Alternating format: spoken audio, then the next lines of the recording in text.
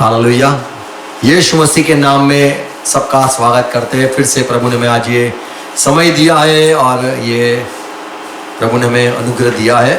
आज फिर से हम इकट्ठा हुए और हर रोज हमें पवित्र वचनों का अध्ययन करना है। पौलुस की जो पत्री है, पहला करंथ इसका 11 अध्याय 29 पद में, ये जो 11 अध्याय है उसमें मंडली में कैसे सारी व्यवस्था परमेश्वर ने अनुग्रह में पौलुस को समझाई और सब लिखा है उसने। यहाँ पे प्रभु भोज के बारे में, अंतिम भोज यीशु मसीह अपने चेलों के साथ किया, तो वो कैसे आपको करना है उसके विषय में प्रभु ने अनुग्रह देकर जो पौलुस को लिखाया, इसका बारे में हम अध्ययन करना चाहते, चर्चा करना चाहते। प्रभु में सहाय करे, सुनने के कान दे, समझने वाला हृदय दे, देखने वाली आंख दे। आमीन। आओ प्रार्थना करेंगे। पिता, हम यीशु मसीह के नाम में झुकते हैं। आज के दिन की, आज के संगति के लिए, आज के वचनों के लिए हम धन्यवाद करते हैं, प्रार्थना करते हैं, अध्ययन करना चाहते हैं। आपकी बात से हम प्यार करते हैं, आपकी सच्चाई से हम प्यार करते हैं, और जो सारी गलत बातें फैली हुई है वो नहीं, पर आपसे पवित्र आत्मा हम सीखना जानना चाहते हैं।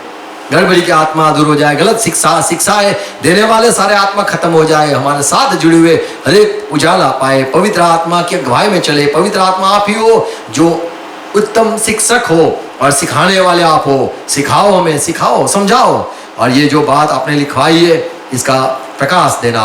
जुड़े हुए हर एक भाई बहन आशीषित हो यीशु मसीह के नाम में। पवित्र आत्मा के अगुवाई में आ जाए, उजाले में आ जाए और सामर्थ्य पाए। आमीन। Praise Lord. गुड मॉर्निंग, जय मसीह की।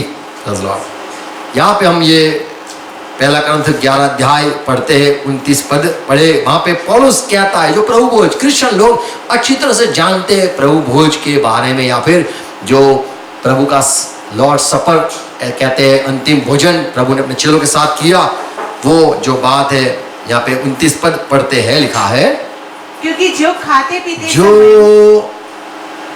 खाता पीते समय प्रभु की देह को न पहचाने, वह इस खाने और पीने से अपने ऊपर दंड लाता है। तो प्रभु का वचन कहता है, जो खाने और पीने जो है प्रभु भोज, उसमें जो समझ नहीं पाता है, यहाँ पे लिखा है, जो उसको समझता नहीं है, जो जानता नहीं, न पहचाने, जब पहचानता नहीं, तो प्रभु के देह का और प्रभु के लहू का वो दोषी ठहरता है। यहाँ पे 29 पद फिर से पढ़ेंगे, लिखा है, क्योंकि जो खाते पीते जो प्रभु भोज खाता पीता है, प्रभु की देह को न पहचाने, यदि प्रभु का देह को न पहचाने, वह इस खाने और पीने से अपने ऊपर दंड लाता है। तो दंड मिलता है। क्या ये कई लोग संसार में हैं जो प्रसाद बांटते ना खाए, क्या फिर क्या होता है?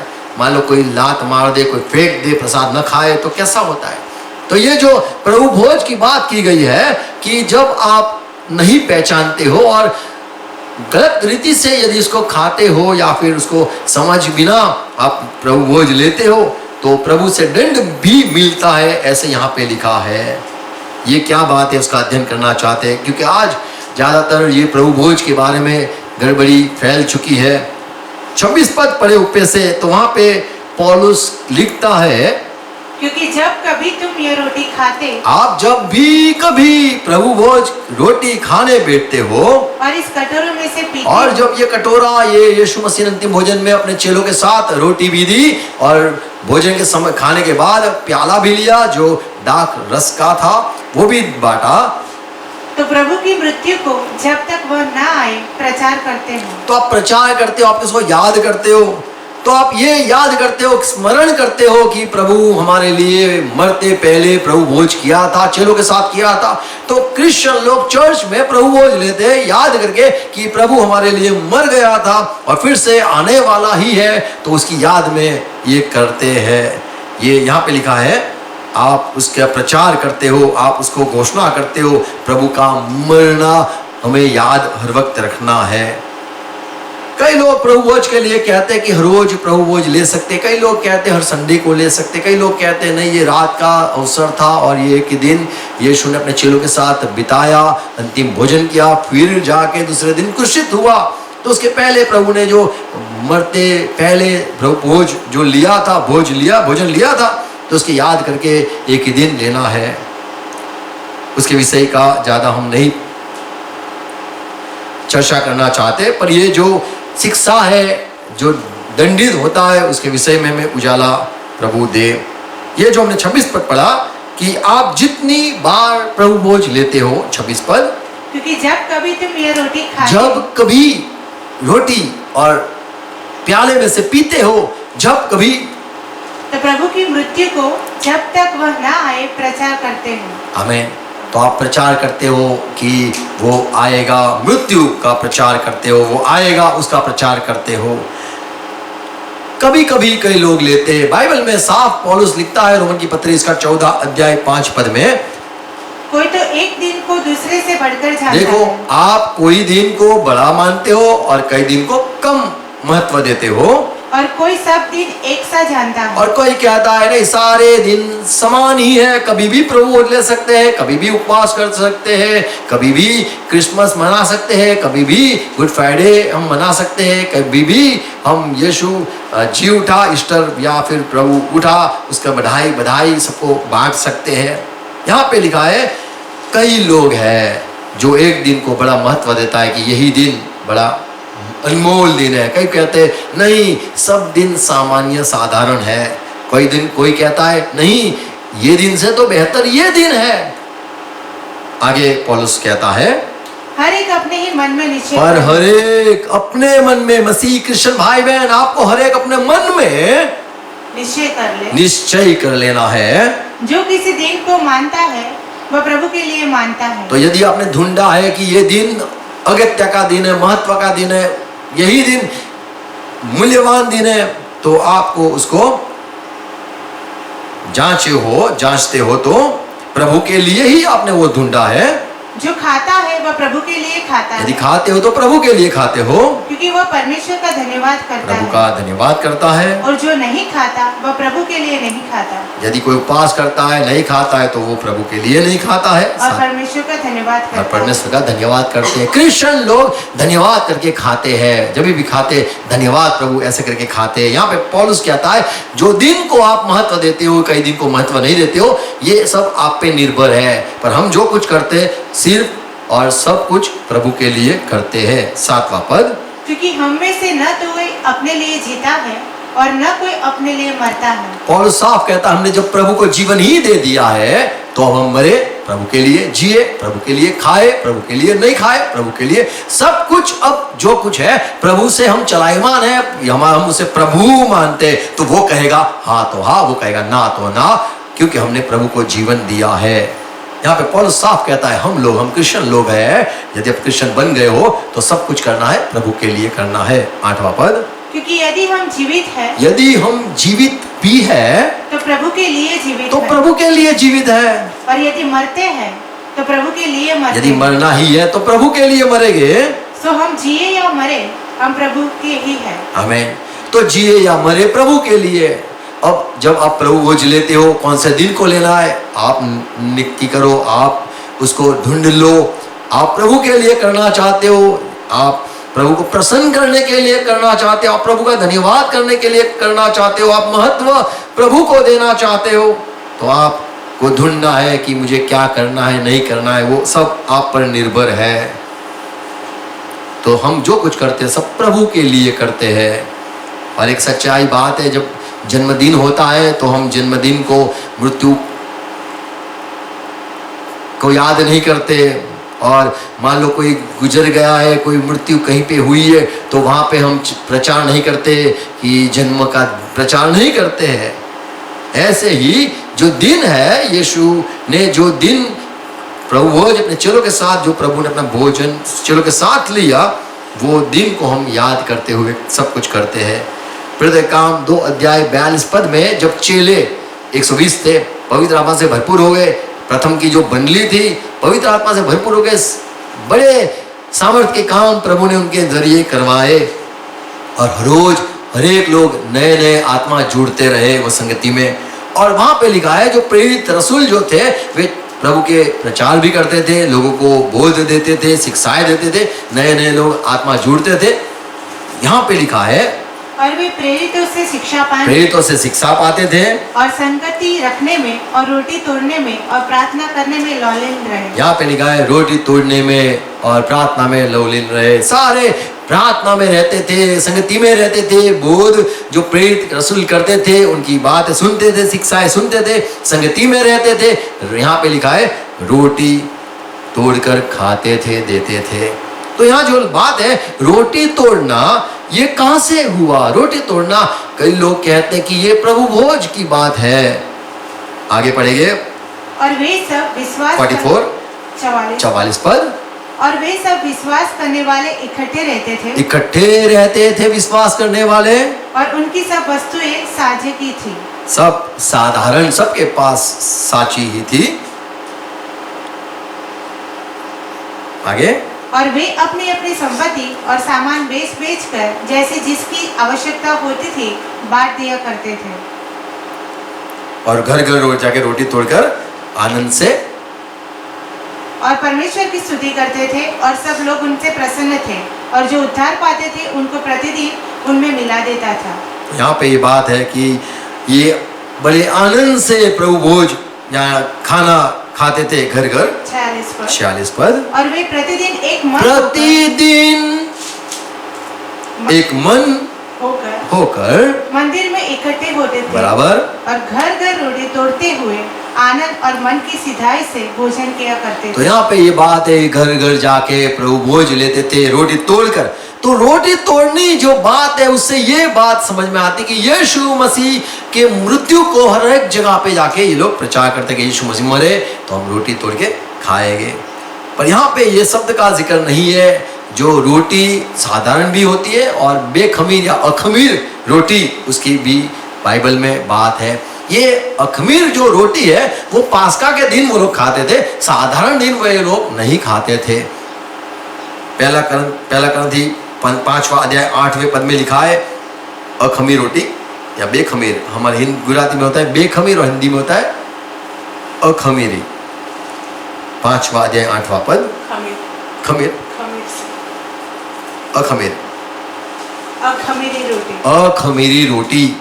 तो ये जो प्रेरित काम है उसमें अखमीरी रोटी की बात नहीं की गई है कि अखमीरी रोटी तोड़ तोड़ के खाते थे, पर रोटी तोड़ते थे, ये बात है। लूका सुसमाचार 24वां अध्याय 35 पद में यीशु मसीह ने जो शिष्यों के साथ अंतिम भोजन किया वो वहां पे लिखा हुआ है। तब उन्होंने मार्ग की बातें उन्हें बता दी। हाँ। और यह भी कि उन्होंने उसे रोटी तोड़ते समय ठोकर पहचाना। देखो, रोटी तोड़ी और प्रभु ने अपने चेलों को दी तो लोग चेले पहचान गए कि ये तो हमारा प्रभु यीशु है। तो रोटी तोड़ना और बांटना ये प्रथा हो गई थी। रोटी तोड़ी जाती थी, बांटी जाती थी।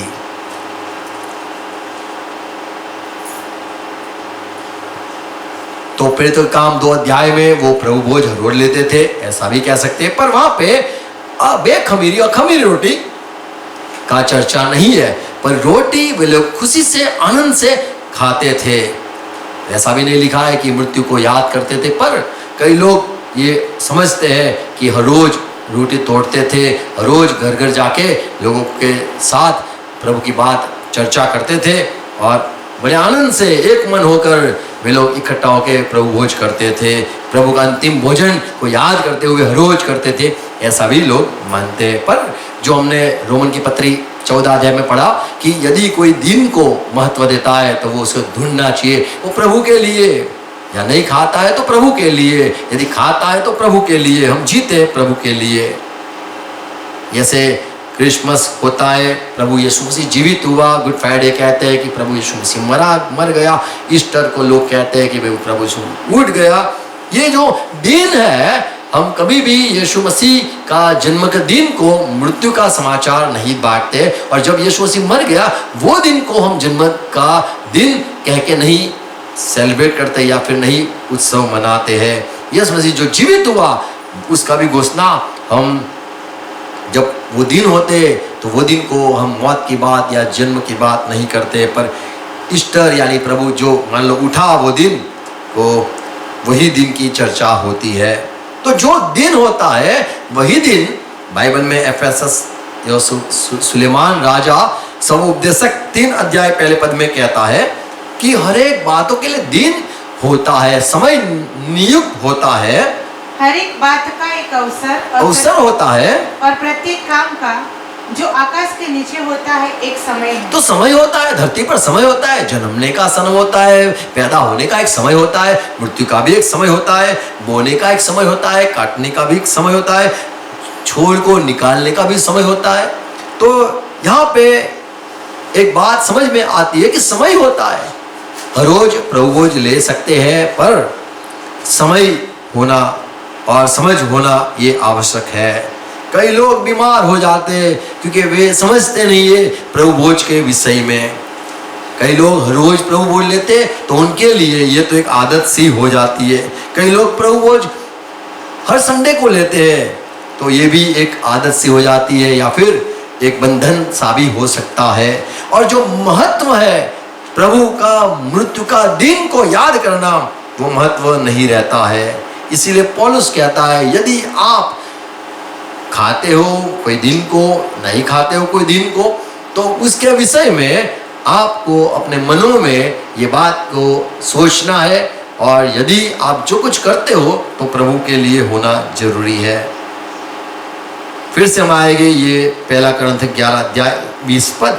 यहाँ पे पौलुस कहता है आप प्रभु भोज के लिए, प्रभु भोजन जो अंतिम समय प्रभु ने आखिर में जो अपने चेलों के साथ भोजन लिया, उसके विषय में पौलुस कहता है जब आप इकट्ठे होते हो, 11 अध्याय 20वां पद। सो तुम जो एक जगह में इकट्ठे होते हो, पौलुस कहता है जब आप इकट्ठे होते हो तो यह प्रभु भोज खाने के लिए नहीं, क्योंकि खाने के समय एक दूसरे से पहले अपना भोज खा लेता है। यहाँ पे पौलुस साफ कहता है कि जब आप इकट्ठे होते हो तो प्रभु भोज के लिए आप इकट्ठे नहीं होते हो, या फिर खाने के लिए सब अव्यवस्था होती है। क्यों? क्योंकि कई लोग वही खाना है ऐसा समझ के खाते हैं, ये तो पेट भर के खाना है ऐसे समझ के खाते हैं, और कभी भूखा रह जाता है। तो आप प्रभु भोज के लिए, प्रभु भोजन के लिए खाने को इकट्ठा नहीं होते हो। खाने के लिए तकलीफ होती है। क्यों? क्योंकि वो खाना नहीं है, उससे पेट भरना नहीं है, और ये नाश्ता भी नहीं है, ये तो याद के लिए है। आगे पौलुस समझाता है कि ये यीशु की मृत्यु को याद करते हुए, मान लो बपतिस्मा हो और लोग बोले मुझे तो नहाना है, मुझे तो तैरना है। बपतिस्मा जो होता है वो जो विधि होती है, मान लो किसी ने डुबकी लगाई, बस हो गया, फिर बोले नहीं फिर से मुझे तो पानी में स्नान करना है, वो बात अलग है। ये प्रभु भोज की बात जब पौलुस करता है वो खाने की बात, यानी पेट भर के खाने की बात नहीं है, ये तो एक याद करने के अवसर की बात करता है पौलुस।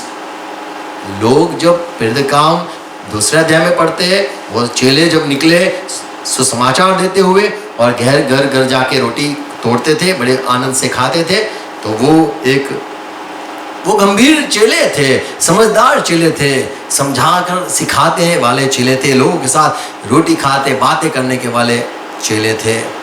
प्रभु भोज की बात जब यहाँ पे आती है तो यहाँ पे लिखा है 20वां पद, सो तुम जो एक जगह में इकट्ठे होते हो, हाँ, तो यह प्रभु भोज खाने के लिए नहीं, क्योंकि खाने के समय एक दूसरे से पहले अपना भोज खा लेता है। तो यहाँ पे लिखा है कि ये पॉसिबल नहीं है, ये खाने के लिए ये फिर तकलीफ होती है, ये पूरा खाना नहीं है, सबको मिल के खाना है, सबको थोड़ा थोड़ा लेना है, और नहीं तो दिक्कत होती है।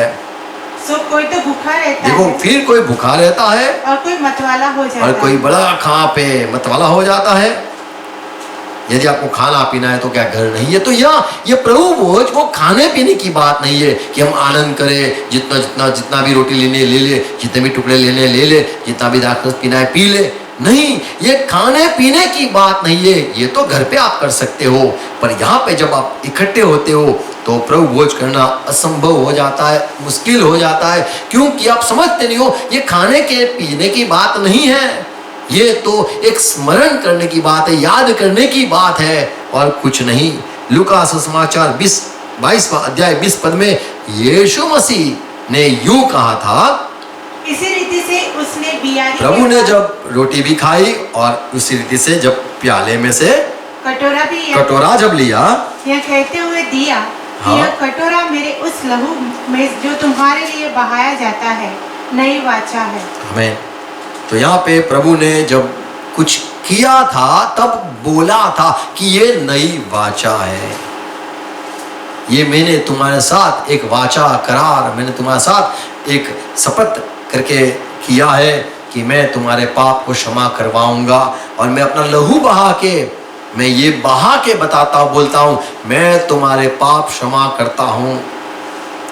लहू बहाया था, ये याद करने के लिए प्रभु भोज लिया जाता है। यीशु मसीह मर जाने वाले हैं और खून बहाया जाने वाला था, उसके पहले प्रभु ने विश्वास से ये बात कह दी कि मैं मरने वाला हूँ, खून बहाया जाएगा, उसकी याद में ये है, देख लो मैं प्याला लिया है, ये याद है कि मैं मरने वाला हूँ, ये याद रखना कि मैंने आपके लिए लहू बहाया है। पहला क्रंथी 11 अध्याय 25 पद। इसी रीति से उसने बियारी के पीछे कटोरा भी लिया। तो यहाँ पे पौलुस यही बात सिखाता है और कहा, यह कटोरा मेरे लहू में नई वाचा है, जब कभी पियो तो मेरे स्मरण के लिए यही किया करो। तो प्रभु ने कहा था मेरे स्मरण में करो, ऐसे पौलुस लिखता है कि ये हम 22वां अध्याय लूका सुसमाचार 19 पद में यीशु मसीह के वचन है, शब्द है कि मेरी याद में करो। ऐसे ही पौलुस कहता है ये याद के लिए है, याद जब करते हो तो वो समय होता है, कई भी समय आप याद कर सकते हो, अच्छी बात है, पर जब आप इकट्ठे होते हो प्रभु भोज के लिए स्पेशल इकट्ठे होते हो तो याद करने के लिए हर एक मन के हो जाते हैं, एक समझ के हो जाते, एक बात हो जाती है। आप क्यों इकट्ठे हुए हो? बोले हम तो उसका स्मरण करने इकट्ठे हुए। सारे लोग क्यों इकट्ठे हुए? खाने के लिए नहीं, हम वो समय को याद करने के लिए इकट्ठे हुए हैं। 19वां पद, माफ करो, हाँ, लूका सुसमाचार 22:19। फिर उसने रोटी ली यीशु ने रोटी ली और धन्यवाद करके तोड़ी, तो ये चेले देखते थे, हाँ, और उनको यह कहते हुए दी, ये कहते हुए दी कि यह मेरी देह है, ये तो मेरी देह है जो तुम्हारे लिए दी जाती है, हाँ, मेरे स्मरण के लिए यही किया करो। आप मेरी याद में करना। तो यहाँ पे ये भार दिया है, याद में करना। पौलुस भी कहता है हम खाने पीने इकट्ठे नहीं हुए, खाना पीना तो घर पे भी मिलेगा, रोटी पूरी नहीं खानी है, थोड़ी थोड़ी जो मिलेगी वो, और द्राक्षरस पीना है, पूरा पी के मत वाला नहीं होना है, ये तो याद के लिए। तो याद एक दिन की बात है, हर रोज की बात भी आप हर रोज भी याद कर सकते हो। प्रभु मेरे लिए मर गया, रो सकते हो, प्रभु मेरे लिए जीवित होगा, हंस सकते हो, प्रभु पैदा हुआ था संसार में, आप आनंद मना सकते हो। और यहाँ पे जो बात है, आप इकट्ठे होते हो याद के समय, और प्रभु भोज होता है वो याद करवाता है यीशु मसीह हमारे लिए मर गया था, खून बहाया था। तब उसने क्या किया था? रोटी ली थी और उसको बांटी थी, चेलों को खाने के दी थी, और प्याला भी लिया था और सबको पिलाया था और कहा था मेरी याद में ये करते रहना। ये खून बताता है कि मैं आपके लिए मर जाऊंगा और मर गया भी। पहला करंथी 11 अध्याय 23वां पद, आप जरा सुनना, प्रभु आपको सहाय करे। क्योंकि यह बातें मुझे प्रभु से पहुंची। पौलुस कहता ये जो मैं करवाता हूँ कलीसिया में, ऐसी व्यवस्था देता हूँ कि प्रभु भोज भी एक विषय है जो आपको चर्च में, आपको जब इकट्ठे होते हो तो ये भी एक सेवा काम है, और ये भी चर्च में कलीसिया में मैं एक नया नियम करके रखता हूँ कि ये भी तुम्हारे सेवा में, जैसे गीत गाना होता है, प्रार्थना करना होता है, प्रचार करना होता है, प्रबोध करना होता है, निभाषा बोलना होता है, को चंगाई के लिए भी प्रार्थना होती है, मध्यस्थ की भी प्रार्थना हो, दान धर्म की भी सेवा हो, ऐसे ही यहाँ पे बात करता है 23वां पद। क्योंकि यह बात मुझे प्रभु से प्रभु ने मुझे बताया कि जब कलीसिया बन रही है, हो रही है, कलीसिया में लोग इकट्ठे हो रहे हैं, तब, और मैंने तुम्हें भी पहुंचा दी। तो ये सारी व्यवस्था पौलुस तुझे सिखानी है कि प्रभु यीशु ने जिस रात वह पकड़वाया गया, हाँ, रोटी ली, तो जब रात को पकड़वा गया वो रात को उसने रोटी ली थी और धन्यवाद करके उसे तोड़ी और कहा कि यह मेरी देह है जो तुम्हारे लिए है, मेरे स्मरण के लिए यही किया। आमीन। तो पौलुस साफ एक बात कहता है कि ये जो व्यवस्था है इकट्ठे होने के समय, आप घर घर पे भी कर सकते हो, पर यहाँ साफ बात लिखी है, एक बात साफ लिखी हुई है कि जी जो बात मुझे प्रभु ने दी वो मैं कलीसिया को देता हूं, मंडली को देता हूं। तो कलीसिया आप जब इकट्ठे होते हो तब ये प्रभु भोज याद करने के लिए होता है। घर घर तो कलीसिया होती नहीं है, आप 2-3 इकट्ठे हो गए तो कलीसिया हो गई आपकी, अच्छी बात है। पर ये जो पौलुस की जो कलीसिया है करिन्थ की, लोग वहां को ये कहता है कि सब इकट्ठे होते, कई लोग बड़े खाते, कई कम खाते, भूखे रह जाते। तो ये इकट्ठे होने की बात है, ये एक जगह पे सारे कलीसिया के लोग इकट्ठे हैं। उनको पौलुस लिखता है कि प्रभु ने मुझे ये बात सिखाई है कि जब आप इकट्ठे होते हो, प्रभु की मरने मृत्यु को याद करने के जो अवसर होता है, तब आपको क्या करना है। 29 पद, क्योंकि जब खाते पीते समय जब आप खाते और पीते हो, प्रभु के देह को न पहचान, जब आप पहचानते नहीं हो, समझते नहीं हो, वह इस खाने और पीने से अपने ऊपर दंड लाता है। तब दंड होता है।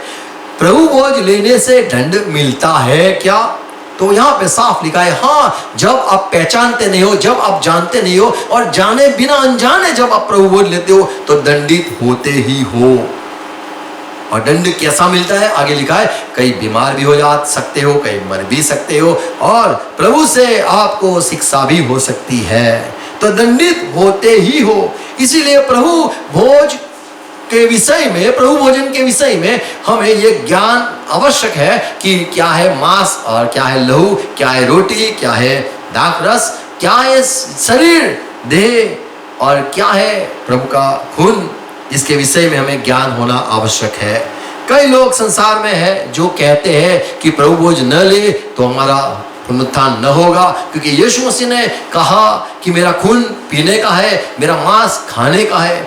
कई लोग सिखाते, ये झूठा शिक्षा है कि रोटी वो मांस हो जाती है, और जो प्याला में से आप जब पीते हो वो दाखरस वो खून हो जाता है, और यीशु का खून आपने पिया, यीशु का मांस आपने खाया, इसलिए आप कभी भी मरोगे नहीं, और मर भी जाओगे तो यीशु से आपको जीवित करेगा, क्योंकि यीशु का मांस आपने खाया है, यीशु का लहू आपने पिया है।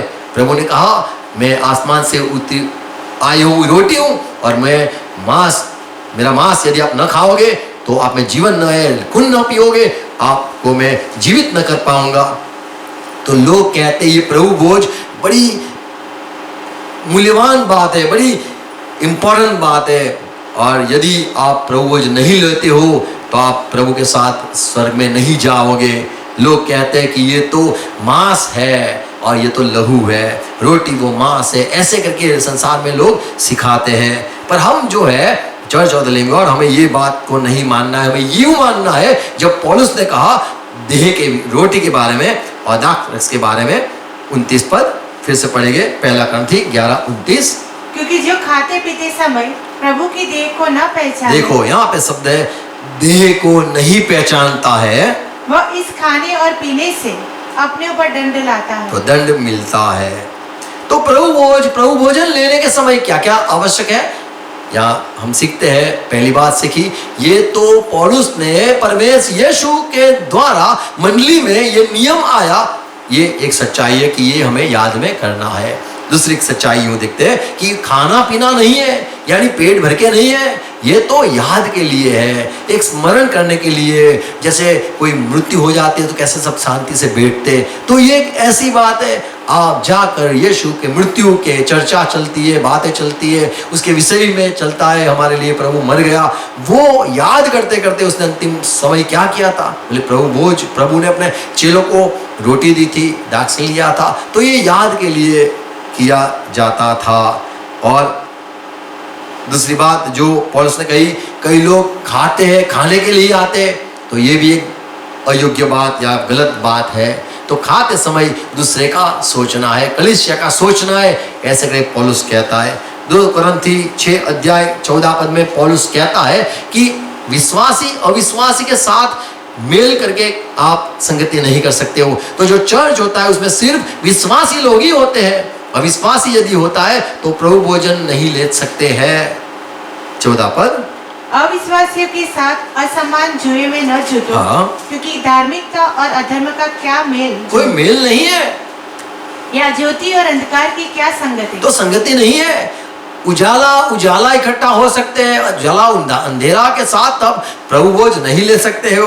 विश्वासी अविश्वासी के साथ मिलकर प्रभु भोज नहीं ले सकते हो। अविश्वासी को रहने दो, विश्वासी इकट्ठे हो जाए और प्रभु भोज ले। पहला कुरिन्थी 11 अध्याय 29 पद में 3 बातें हम यहाँ देखते हैं। जो देह को नहीं पहचानता है वो दंडित होता है। दूसरी बात देखते हैं, हमें खुद को जांचना है, हमें खुद को परखना है और हमें देह को भी परखना है कि ये देह क्या है, ये रोटी क्या है, ये द्राक्षरस क्या है, इसके विषय में प्रभु का वचन क्या कहता है। यदि हम खुद का इंसाफ करें, न्याय करें, लिखा है क्योंकि जो खाते पीते समय प्रभु के देह को न पहचाने वह इस खाने और पीने से अपने ऊपर दंड लाता है। तो पहचानना आवश्यक है। प्रभु भोज कब लेना, किसके साथ लेना, क्यों लेना और ये क्या है, ये सवाल का जवाब हमें आना जरूरी है। 30 पद, जब आप प्रभु भोजन जो लेते हो समझ बिना लेते हो तो इसी कारण तुम में से बहुत से निर्बल और रोगी तो निर्बल हो जाते हो, रोगी हो जाते हो और बहुत से सो भी गए। और ऐसा भी हो सकता है प्रभु से दंड हो और आप सो भी जाओ, कि सेवकाई भी पूरी न हो। 31 पद, यदि हम अपने आप को परखे जांचे और जांचते जांचेंगे तो दंड न पाते, तो दंड नहीं मिलेगा। तो हमें खुद को जांचना है, हमें खुद को परखना है। दूसरी बात, हमें ये जो प्रभु भोज है, ये रोटी है और द्राक्षरस है, उसके विषय में हमें जानना है। और तीसरी बात, हमें ये भी जानना है यदि हम अज्ञान रहेंगे तो हमें शिक्षा भी हो सकती है। और ये कौन से दिन को लेना है, ये सारी बातें को हमें साफ साफ सीखनी आवश्यक है। तो दंड न हो इसीलिए इसका प्रकाश अध्ययन करना आवश्यक है। यदि आप प्रभु भोजन लेते हो, साधारण लोग तो मूर्त को देते हैं, फिर वहां से लेकर सबको बांटते हैं, पर ये जो है हमारा कुछ ऐसा नहीं है। और नहीं ये रोटी मांस है यीशु का, और न वो द्राक्षरस वो यीशु का खून है, यूं हम नहीं मानते हैं। पहला कुरिन्थी 12 अध्याय में आगे यही देह के विषय में, शरीर के विषय में, यीशु के देह के विषय में प्रकाश पौलुस देता है। 12 अध्याय 12 पद, क्योंकि जिस प्रकार देह तो देखो एक है, जैसे देह एक है और उसके अंग बहुत से हैं, बहुत सारे अंग, जैसे हम देह देखते, हाथ होते, पैर होते, आंख होती है, बाल होते, सब कुछ जो होता है, और उस एक देह के सब अंग, और ये सारे अंग एक ही देह में जुड़े हुए थे, बहुत होने पर भी सब मिलकर एक ही देह है। वो सब मिलकर एक देह बनता है। उसी प्रकार मसीह भी है। तो ऐसे ही देह यीशु का, मसीह का देह है। तो मसीह का देह जो है, हमने जो पढ़ा पहला कुरिन्थी 11 अध्याय 29 पद, मसीह के देह को जब पहचानते नहीं हो तो आप दंडित होते हो, आप अपराधी होते हो। तो देह क्या है, तो देह एक दूसरे की आपको मदद करनी, एक दूसरे से प्यार करना, एक दूसरे को माफ करना, एक दूसरे का इंतजार करना, और या खाना पीना ही नहीं पर एक दूसरे को मान देना, माफ करना, ये एक देह है। क्योंकि मसीह का जो देह है वो क्या है, वो रोटी नहीं है, पर आप हो, और आपके बीच में जब आप रोटी एक दूसरे के साथ खाते हो तो आपको एक दूसरे से प्यार आवश्यक करना है। यदि आपको प्यार ना हो, ये देह में ही प्यार ना हो, एक शरीर यीशु के मंडली में जुड़े हुए बावजूद एक दूसरे से प्यार नहीं हो, तो फिर वो रोटी हम नहीं खा सकते हैं। इसीलिए दंडित होते, क्योंकि हम यीशु के देह के अपराधी होते। अगर ये आगे पढ़ेंगे, यीशु के देह के अपराधी होते हैं, लिखा है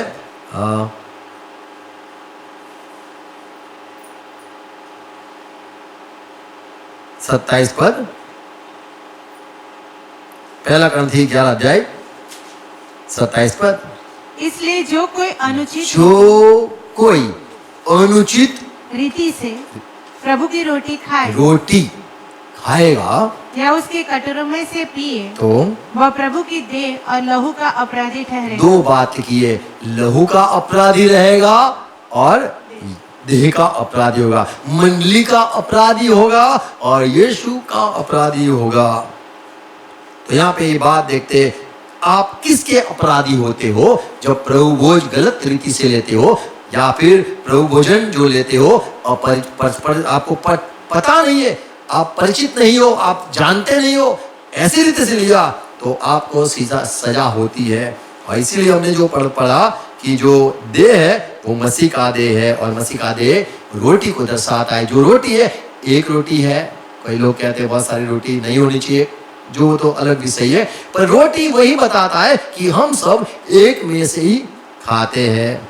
एक बड़ा लोट होता है, मैं क्या बोलते हैं, लोट आटा होता है, बड़ा आटा होता है, वही बड़े आटे में से ही बहुत सारी रोटी निकलती है, वही एक आटे में से तो होता है। तो आप एक रोटी खाओ या फिर वो छोटी छोटी करके कितनी भी रोटी खाओ, वही बात नहीं है, एक ही आटे में से तो आपने खाया है। तो जब आप इकट्ठे होते हो तो देह को पहचानो, मेरा भाई यदि उससे मुझे बैर है तो मुझे माफी देनी है, माफ करना है, फिर प्रभु भोज लेना है। प्रभु ने भी सिखाया, जब तू प्रभु के पास आए अपना अर्पण को बाजू पे रख दे, पहले भाई के साथ रिश्ता बना दे, फिर तू जाकर अपना माफी देकर, माफी पाकर तू अपना अर्पण मुझे देना। ऐसे ही जो मसीह में, चर्च में जुड़े हुए भाई बहन है, वे हमारे भाई बहन हैं, उनके साथ विश्वासी भाई बहन है, उनके साथ हमारा मिलना आवश्यक है। रोटी खाए और हमारे भाई को माफ न करे तो हम रोटी के अपराधी, यीशु के देह के अपराधी, मंडली के अपराधी गिने जाते हैं। पहला ग्रंथी 12वां अध्याय 12 पद। क्योंकि जिस प्रकार देह तो एक है हाँ। और उसके अंग बहुत से हैं, और उस एक देह के सब अंग बहुत होने पर भी सब मिलकर एक ही देह है, हाँ। उसी प्रकार मसीह भी है। मसीह भी ऐसे ही है, एक दूसरे को हमें प्यार करना है, क्योंकि हम सारे एक देह में जुड़े हुए हैं, कोई हाथ है कोई पैर है, ऐसे करके एक प्रभु ने हमें एक बनाया है। प्रेरित काम ने हमने पढ़ा दूसरा अध्याय में, सारी मंडली के लोग एक थे, क्यों? वो प्रभु उनको चुन चुन कर अंदर लेके आता था, एक मन की मंडली हो गई थी, एक दूसरे से प्यार हो गया था, एक दूसरे को नहीं कहते थे तेरा है ये मेरा है, नहीं, सब सामान्य रहता था। 12-13 पद। क्योंकि हम सब ने क्या यहूदी हम सब यहूदी हो या फिर यूनानी हो, क्या दास क्या अरे कोई स्वतंत्र, दास हो या कोई स्वतंत्र हो, एक ही आत्मा के द्वारा एक देह होने के लिए बपतिस्मा लिया। हम एक होने के लिए ही, एक बनने के लिए हम सब सामान्य एक बात करी, बपतिस्मा भी लिया, सबने बपतिस्मा लिया, सब विश्वास में जुड़े हुए, सब एक हो गए हैं। इसलिए कोई बड़ा नहीं है, कोई छोटा नहीं है। और हम सबको एक ही आत्मा पिलाया गया, हाँ, इसलिए कि देह में एक ही अंग नहीं परंतु बहुत से हैं। हमें तो जो देह को पहचानता नहीं, वो रोटी, वो मांस नहीं है, वो रोटी ये तो यीशु का कहेंगे देह है, दर्शाता है, यानी मंडली को दर्शाता है। यदि आप एक दूसरे का इंतजार नहीं करते हो तो आप मंडली के दुश्मन हो, आप एक दूसरे को प्यार नहीं करते हो तो ये आप मंडली के दुश्मन हो। रोटी ये खा सकते हैं, हम एक दूसरे से प्यार करते हैं, हम एक दूसरे के साथ जुड़े हुए हैं, यूं कहकर, तो ये हम देह के दुश्मन हो जाते हैं जब हम देह को नहीं पहचानते हैं। पहला ग्रंथी पहला अध्याय 20 पद। कहाँ रहा ज्ञानवान, कहाँ रहा माफ शास्त्री? करो, 11 अध्याय है, पहला ग्रंथी 11 अध्याय 20 पद। सो तुम जो एक जगह में इकट्ठे होते हो, एक जगह पे इकट्ठे होते हो, ये तो आप प्रभु का वास होता है, प्रभु एक आपके साथ रहता है, आप देह हो एक और एक आत्मा है, एक शरीर हो, एक प्रभु, एक मंडली है, एक आत्मा है। तो जब आप इकट्ठे होते हो तो यह प्रभु भोज खाने के लिए नहीं, तो ये प्रभु भोज खाने का बड़ा कठिन हो जाता है, क्योंकि खाने के समय एक दूसरे से पहले अपना भोज खा लेता है। आप एक दूसरे का इंतजार नहीं करते हो, सो कोई तो भूखा रहता फिर है, कोई भूखा रहता है। यदि कोई भूखा रहता है तो फिर आप नहीं जानते हो, अपरिचित हो देह के विषय में, इसीलिए प्रभु से आपको सजा होती है, क्योंकि आपने मंडली में ये अनुचित काम किया है। 18 पद। क्योंकि पहले तो मैं यह सुनता हूँ हाँ। कि जब तुम कलीसिया में इकट्ठे होते हो तो तुम्हें फूट होती है। फूट, तो कलीसिया में फूट है तो समझ लो आपने अब तक पहचाना नहीं रोटी क्या दर्शाती है। रोटी मांस नहीं है, रोटी तो ये दर्शाती है कि आप एक मंडली के लोग हो और मंडली में फूट नहीं होनी चाहिए। 21 पद। हाँ, ओके, पढ़ो 18 पद। और मैं कुछ कुछ प्रतिनिधि भी करता हूँ। और सच्ची बात भी है, यही हो गई, फूट हो गई। तो मंडली में यदि फूट है तो रोटी खाने से आप अपराधी होते हो। बैर नहीं होना चाहिए, खुद को जांचना चाहिए, खुद को माफी मांगनी चाहिए, माफ करना चाहिए। मंडली में, जो भी मंडली में आप जाते हो, मान लो आपका जिसके साथ रिश्ता है, अच्छी मंडली लगती है, अच्छे लोग लगते हैं, जहाँ एक भी आपका दुश्मन नहीं है, आप वहां पे प्रभु भोज ले सकते हो।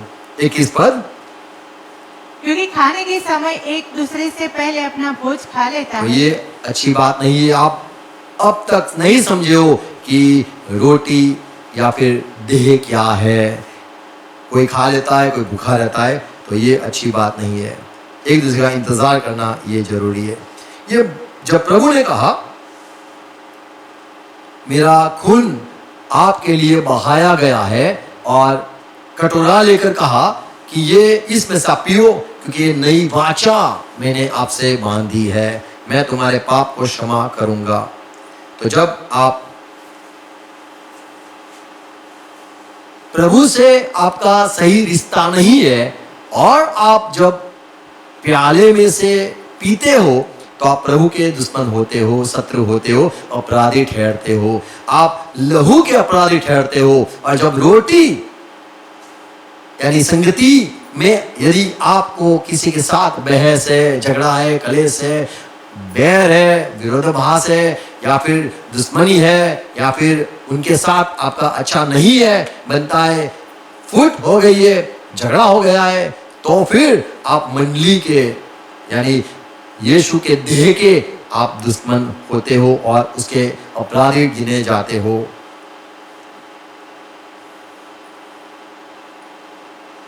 मत्ती 26:26, उसने उससे कहा, तू कह चुका। जब वे खा रहे थे तो जब खा रहे यीशु थे ने तब रोटी ली रोटी और आशीष मांगकर तोड़ी और चेलों को देकर कहा, लो खाओ, यह मेरी देह है। लो खाओ, ये मेरी देह है। आप ही मेरी देह हो, ऐसे करके ये बात है। आप उसके भागीदार हो। आप ये मैं जो दे रहा हूं, आप मेरे साथ एक ही हो, आप अलग नहीं हो, एक में से ही खाते हो, क्योंकि आप मेरे हो, आप मेरी देह हो। तो रोटी को देह नहीं कहा, पर चेलों को कहा, तुम ही मेरी जान हो, तुम ही मेरी सब कुछ, तुम ही हो, तुम में मैं बसता हूं, और जो मेरे पास है वो सब कुछ मैं तुम्हें बांटता हूं। और धन्यवाद करके उसने फिर कटोरा भी लिया, कटोरा लेकर धन्यवाद किया और उन्हें देकर कहा, तुम सब इसमें से पियो, तुम सब इसमें से पियो, क्योंकि यह वाचा का मेरा वह लहू ये है वाचा का मेरा लहू है, जो बहुतों के लिए पापों की क्षमा के निमित्त बहाया जाता तो है। ये मेरा खून है, तुम्हारे पाप के लिए मैंने बहाया है, बहाता हूं, बहाऊंगा। और प्रभु ने ये प्याला लेकर ये बताया कि आप जब प्याला पीते हो, आपको मानना है मैंने आपको माफ किया है, फिर भी आपको मेरे साथ संगति नहीं है, दुश्मनी है, तो आप लहू के कटोरे के दुश्मन हो, आप मेरे शत्रु होते हो, और आप मेरे अपराधी गिने जाते हो। और यदि आपने रोटी ली है अयोग्यता से, तो फिर आप मंडली के भी दुश्मन हो।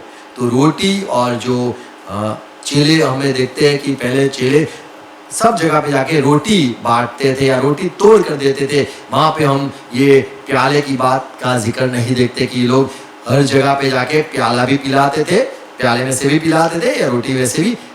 सिर्फ रोटी की बात की गई है, और नहीं वहां पे अखमी रोटी की बात की गई है, पर रोटी देते थे यूं कहकर कि आप हम सब एक है। प्रभु के साथ आप जब जुड़ते हो तो प्याले में से आप पीते हो, लोगों के साथ जब आप जुड़ते हो तो आप रोटी में से खाते हो। तो ये दो बात यहाँ पे पौलुस साफ दिखाता है कि एक है प्रभु के देह को जानो, यानी मंडली को जानो, और लहू तो यीशु से आपका रिश्ता है, क्योंकि यीशु ने आपके लिए वाचा आपसे, परमेश्वर से आपको एक करने के लिए की है। तो वो लहू ही है जो आपको पिता से मिलवाता है। लहू की वजह से एफएसी पत्री में साफ लिखा है कि लहू की वजह से आपका मेल हो गया है परमेश्वर के लोगों के साथ, परमेश्वर के साथ हो गया है। तो लहू जो है वो परमेश्वर के साथ आपको जोड़ता है, माफी मिली है इसीलिए। और यदि आप किसी को माफ नहीं करते हो, और यदि आप परमेश्वर के साथ आपका मेल नहीं है, माफी नहीं मांगी है, तो आप लहू के अपराधी ठहरते हो। और लोगों के साथ यदि आपका मेल नहीं है, शांति नहीं है, मिलावट नहीं है, आपको उनके साथ प्यार नहीं है, तो आप चर्च के, कलीसिया के, मंडली के, प्रभु के देह के, शरीर के आप दुश्मन होते हो। फिर से अंतिम बात पढ़ेंगे, पहला करंथी 11 अध्याय उसका 27 पद। जो कोई, हाँ, इसलिए जो कोई अनुचित रीति से प्रभु की रोटी खाएगा या उसके कटोरे में से पिएगा वह प्रभु की देह को और लहू का अपराधी ठहरेगा। तो कई लोग प्रभु के अपराधी ठहरते हैं और कई लोग मंडली के अपराधी ठहरते हैं। तो जहाँ पे आपको मन नहीं है तो आपको नहीं जाना है, आपको मन है, लोगों के साथ अच्छा रिश्ता है तो आप रोटी खा सकते हो। और प्रभु के साथ यदि आपने मेल हो गया है तो आप प्रभु भोज में वो दाखरस भी ले सकते हो। हमें कई चर्चों में आपने देखा होगा कि खाली रोटी ही देते हैं, दाखरस नहीं देते, भले वो तो फादर ही लेगा। क्यों? वो रिश्ता आपका ज़ाद है तो आप उसमें से पी सकते हो। तो ये बड़ी बात है, हमें जानना है। तो फिर से कहूँगा, प्रभु भोज जो है, प्रभु भोजन है, वो याद में है। और याद कौन से दिन को करते हैं? जो दिन प्रभु हमारे लिए मरे। यदि आप कौन से भी समय इकट्ठे होकर कहते हो कि हमें ये याद करना है, हमें इकट्ठा होना है और प्रभु भोज लेना है, तो हम वो दिन को ले सकते हैं। ऐसा जरूरी नहीं है कि रात को ही लेना, सुबह नहीं लेना है। ऐसा भी नहीं है कि संडे को ही लेना है। पर आप जब इकट्ठा कहकर कहते हो, भाई हमें प्रचार करते हो कि ये दिन को घोषित करते हो, ये दिन हम इकट्ठे होंगे और प्रभु भोज लेंगे, तो वो दिन को हम इकट्ठा होकर ले सकते हैं। पर जरूरी है मंडली में एक दूसरे से प्यार और प्रभु के साथ मिलन हमारा होना जरूरी है। आमीन।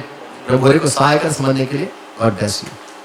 प्रार्थना करें। पिता, धन्यवाद ये बात के लिए, साफ बात आपके दास पौलुस ने की समझाया।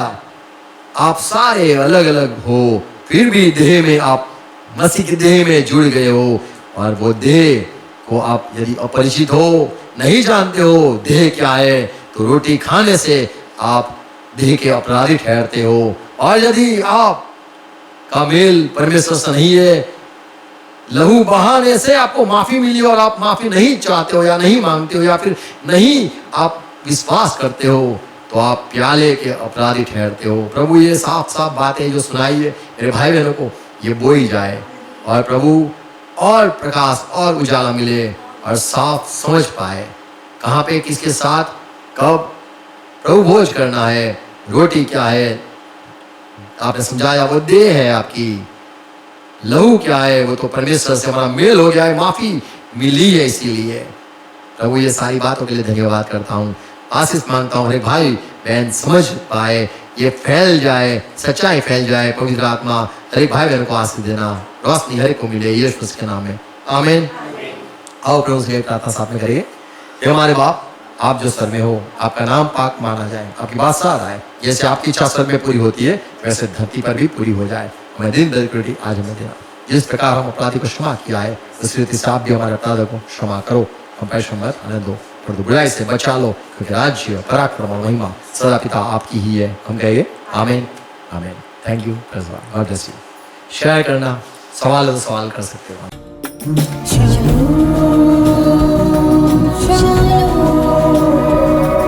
Shalom.